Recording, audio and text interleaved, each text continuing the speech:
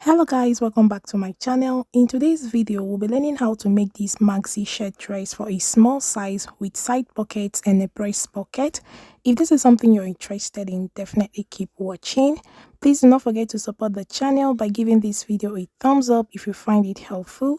Share with your friends, subscribe to the channel if you haven't already, and let's get right into the tutorial.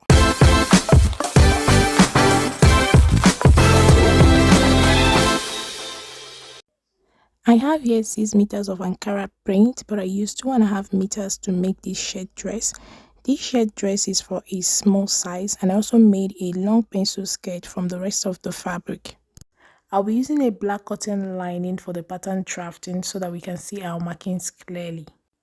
I'll be cutting out the button extension for this shirt separately. If you want your button extension cut together with your shirt, you're going to come in by the width of your button extension times 2 plus your half-inch seam allowance. Let's say you're using 1 inch or 0.75 inch as the width of your button extension.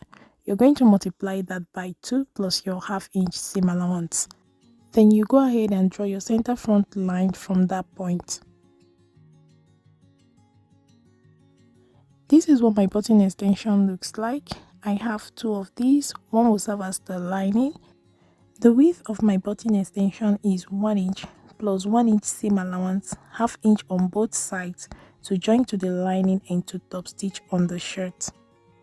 So the width of each piece measured 2 inches. I prefer this particular method because it makes the shirt not to be flat and it gives it a more solid look. I choose to cut mine separately because I want the top stitch to be on the right side of the shirt. This line will serve as my start line, and I've marked a half-inch seam allowance to join the shirt to the button extension. On the shoulder line, I'm going to place half of my shoulder measurement of 7.5 inches and the neck width of 2.5 inches. The neck depth is 3 inches. I will go ahead and square out these points.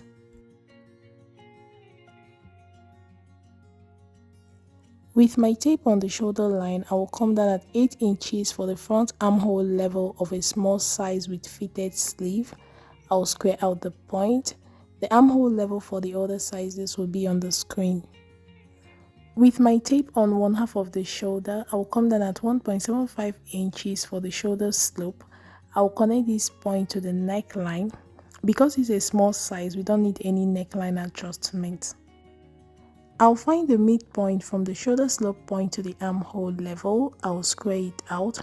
On this line, I'll place half of my armpit to armpit measurement.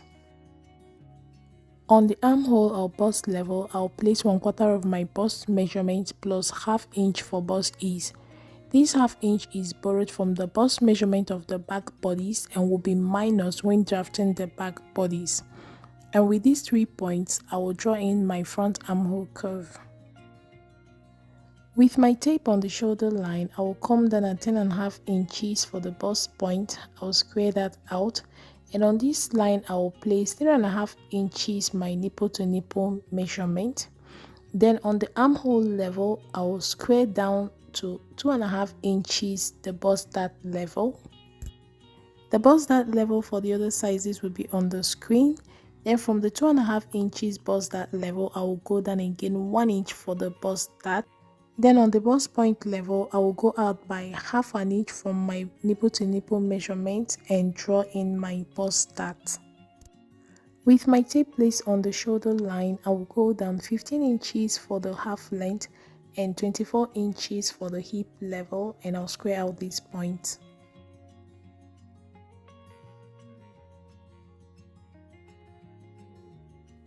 On the waistline and hip line, I will place half of my nipple to nipple measurement and connect this point to the bust point with a straight line. On the waistline, I'll place half inch on both sides of the line for my dart intake. From the bust point, I will come down by 1 inch, and on the hip line, I will go up by 2.5 inches and join my dart legs.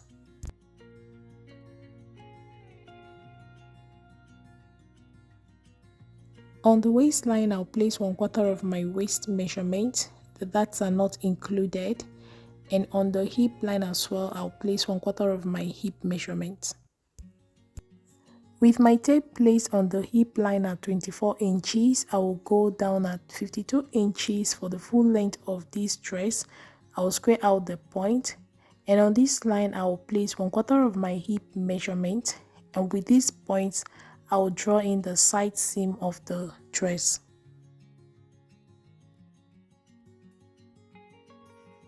So guys, I've connected the points. From the armhole level to around the waistline, I'm going to add 1.5 inch seam allowance, and then from the hip line to the hem of the dress, I'm going to add 2 inches seam allowance, and I will blend it in on the waistline to the hip line.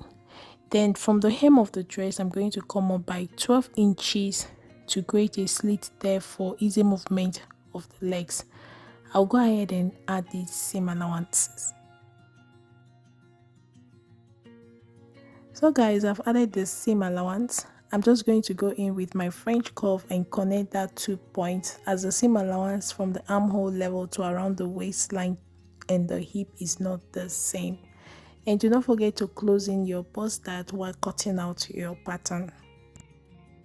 So here's the front panel of the shirt that I've already cut out, just to show you guys that it's the same thing with what we just drafted.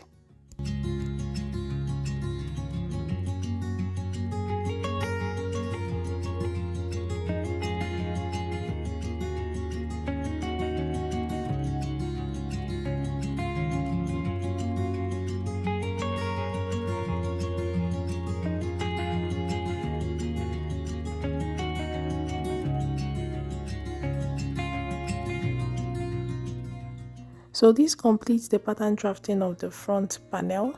The hem allowance I used is 1.5 inches. So you just go ahead and add your 1/2 inch seam allowance around the armhole, on the shoulder and around the neckline, and cut out your pattern. I have my fabric here on fold for the back panel, and this line will serve as my shoulder line. On this line, I will place half of my shoulder measurement of 7.5 inches, the neck width of 2.5 inches, and the neck depth of 1 inch. I will square out these points.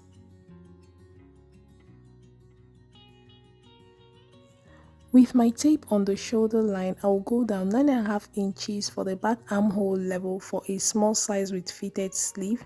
I will square out this point. The back armhole level for the other sizes will be on the screen. With my tape on 1/2 of the shoulder, I will come down at 1.75 inches for the shoulder slope. I will connect this point to the neckline and draw in my back neck curve. Because this is for a small size, it does not need any neckline adjustment. I will find the midpoint from the shoulder slope point to the armhole level. I will square out that point, and on this line I will place half of my back armpit to armpit measurement.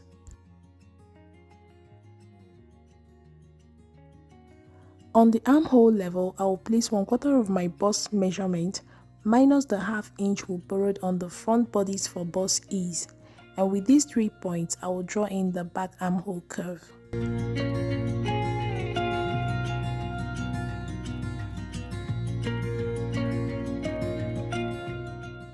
With my tape on the shoulder line, I will go down 15 inches for the back half length, 24 inches for the hip level, and 52 inches for the full length of the dress, and I'll square out these points.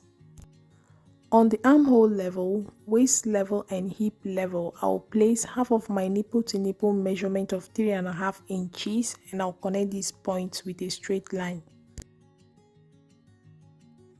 On the waistline, I'll place 1/2 inch on both sides of the line for my dart intake, and on the hip level, I will come up by 2.5 inches and I'll draw in my dart legs.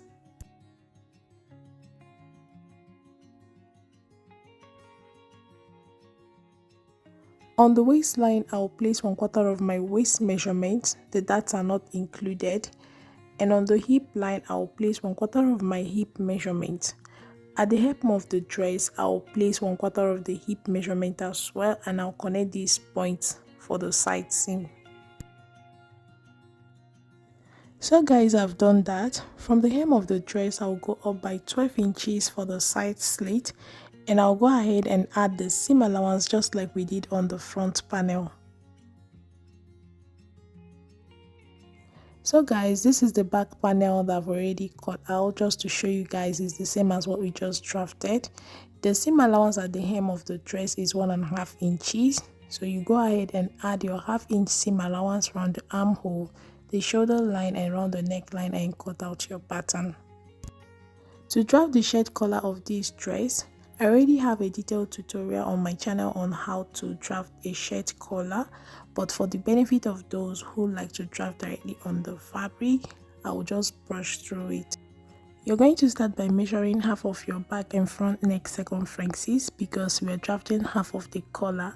For me, for the back I got 3 inches and for the front I got 4.75 inches plus the 1 inch button extension, making it 5.75 inches. So the total half neck circumference plus button extension is 8.75 inches. My fabric here is on fold and this line will serve as my start line. On this line, I'll place half of my back neck circumference of 3 inches and I'll square that point up. This line becomes the shoulder line. The width of my collar stand is 1 inch. I'll go ahead and mark that as well. With my tape still on the start line, from the shoulder line, I will place 5.75 inches, the front neck circumference plus 1 inch button extension. I will square up that point. On this line, I will go up by 1 inch and with the curved side of my ruler, I will connect it back to the shoulder line. This will enable the collar wrap nicely around the neckline because our neckline is not straight. On this curved line, I'm going to replace my front neck circumference plus button extension. For me, is 5.75 inches. When you replace this measurement, you will see that it will be shorter than the original measurement you took. And if you do not do this, you're going to have excess when you attach your collar to the dress. With this ruler, I've forgotten the name of this ruler, I'm going to place it on this curved line as straight as I can at that point where my 5.75 inches stop, and I'll square up that point. You will get a 45 or close to a 45-degree angle if you do it correctly. On this line, I will place 0.75 inch my front collar width. You can do 1 inch if that is what you prefer. With the curved side of my ruler, I will connect it back to the shoulder line. On the lower part of the collar stand, from the center front, I will mark the 1 inch button extension, and with my tape placed on my start line, on the start line place, I will extend that point upwards and draw in the shape of my collar band. So this completes the drafting of the collar band or stand. We'll go ahead and draft the collar itself. This line will serve as the start line of the collar, and I'm just extending that 1 inch from our collar stand upwards. The width of my collar measured 1.5 inches, which is what I am drawing here, and I will extend that line outwards by 1 inch. On that 1 inch point, I will go up by 1/2 inch, and on the lower part of the collar, I will come down by 1/2 inch as well. And with the curved side of my ruler, I will connect these points. The shape of the collar completely depends on you and on what you're going for. Yours can be bigger and more dramatic, but for me, I'm making a standard shirt collar. This completes the drafting of the collar. We're going to measure the place I'm indicating with a ruler to be sure that they measured the same. And from what you can see that they both measured the same. So these are my shirt collars that I've already cut out, just to show you guys that it's the same with what we've just drafted. The only difference is that my collars have seam allowance. Here are all my pieces for the shirt. I went ahead and cut out a breast pocket for the shirt. The width of the pocket measured 5 inches and the length measured 5.75 inches, and these are without seam allowance. I used 1/2 inch seam allowance on all 3 sides of the pocket, and at the top side I used 1.5 inches, which I have ironed down as you can see in the video. I have here the 2 strips for my button extension. I interfaced the main fabric and there is no interfacing on the lining. I also have my collars, which I've also interfaced the main fabric, and the lining there is no interfacing. I have my side pockets and I cut out 4 pieces of that, and the sleeves of the shirt. The total length of my sleeve with seam allowance measured 10 inches. Here I have 8.5 inches. I have ironed in 1.5 inches seam allowance to finish off the hem of the sleeve, and the ½ inch here is to join to the shoulder. The cap height for my sleeve is 4 inches plus ½ inch seam allowance, making it 4.5 inches. Then the half of my arm circumference is 7 inches plus 1.5 inches seam allowance, just like we added on the body of the shirt, making it 8.5 inches. I'll be shaping the cap of this sleeve when I've attached the front and back panels of the shirt, and here is the front and back panel of the shirt. Then for the band of the sleeve, I used 7 inches. I'm going to start by sewing close the darts on the front and back panels of the shirt. I have sewn close the waist dart, the bust dart, and the waist dart on the back panel as well, and you can see how my front panel is already shaped. I'll go ahead and attach the button extension. I'm starting with the lining of the button extension piece, and I'm attaching with the right side of the button extension piece to the wrong side of the shirt. So guys, I've attached it, and this is what yours should look like. Now I'm going to attach the main piece of the button extension, and I'll be attaching with the right side of the main piece to the right side of the lining. You can choose to attach your button extension after your shirt has been hemmed, so I will not be attaching this all the way to the hem of the shirt. I've attached the main piece of the button extension to the lining, and you can see the ½ inch seam allowance on both sides of the extension. Now before I top stitch this button extension on the shirt, I'm going to trim down this seam allowance to 0.25 inch on both sides and give it a good press. I have trimmed down the seam allowance to 0.25 inch, and you can see that the width of the button extension of the lining is 1 inch. I've also ironed in the ½ inch on the main button extension, which I will use to top stitch on the right side of the shirt. I'll take this to my machine and make this top stitch on both sides of the button extension and on the right side of the shirt. I will also be adding the pockets as well.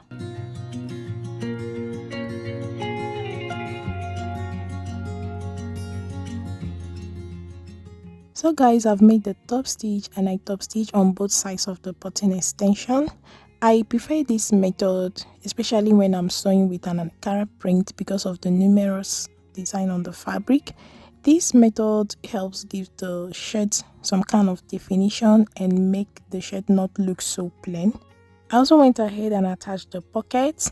I'll go ahead and assemble the front and back panels together, and I'll be sewing first at the shoulders. I've attached the front and back panels together at the shoulder. Before we continue, I'll measure around the armhole circumference of the front and back panel, and I'll use that to cut the cap of my sleeve.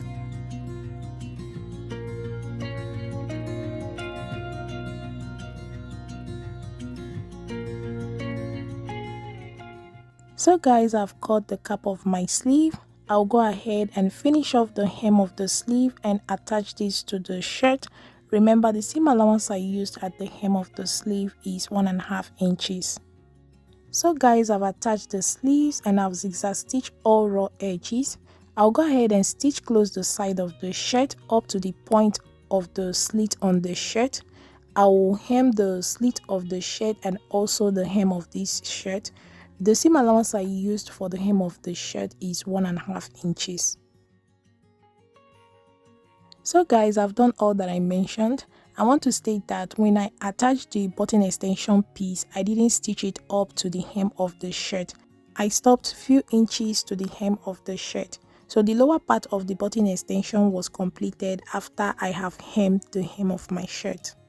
So to make it less complicated for you, I'll advise you attach your button extension after your shirt has been hemmed.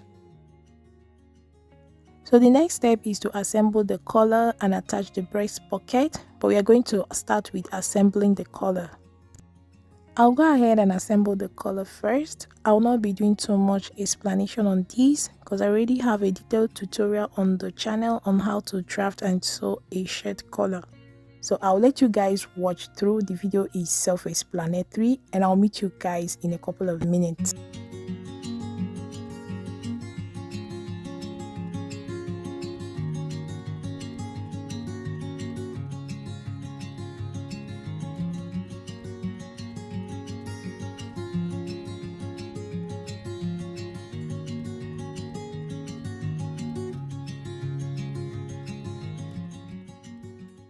The collar is done. The next we are going to attach our collar band or stand, and I'm placing the right side of the interfaced side of the band to the interface side of the collar and the lining to the lining side. I'll go ahead and attach with a straight stitch. Before I go ahead and attach this with a straight stitch, I want to bring this to your notice. You can see the notch on the 1-inch button extension on the collar stand. If your collar doesn't fall directly on that point, note that you didn't draft your collar well. So it's important to follow the steps correctly so that you don't end up losing and reshaping your collar. Notches are also important. They will guide you to know if you're doing the right thing. I'll take this to my sewing machine, attach with a straight stitch and finish off the collar. So guys, my collar is ready and I've given it a good press. I'll go ahead and pin it to the shirt and I'll show you guys. I also want to show you guys ways to know if your collar is going to match and why notches are very important. You can see the shoulder notch on the collar matches exactly with the shoulder line on my shirt. This shows that the back neck circumference of the collar and that of the shirt matches perfectly, and this is also going to be the case on the front neck circumference, which I will show you guys.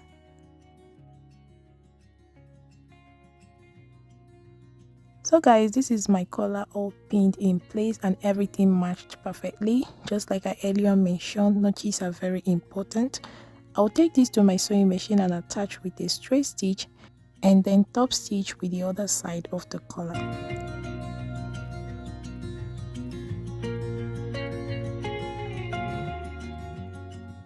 So guys, I've attached the collar and everything is looking so good. The next thing we are going to do is to attach the breast pocket. For the breast pocket, I place this at the armhole or bust level, and from the side of the button extension, not from the center front, from the side of the button extension, I came in by 1.25 inches because this is a small size. If you're a medium, large or XL, you can come in by 1.5 inches. Then I place my pocket and pinned it in place.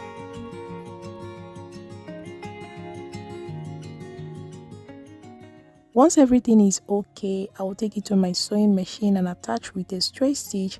I'll also go ahead and do my buttonholes and add my buttons, and I'll show you guys the final result.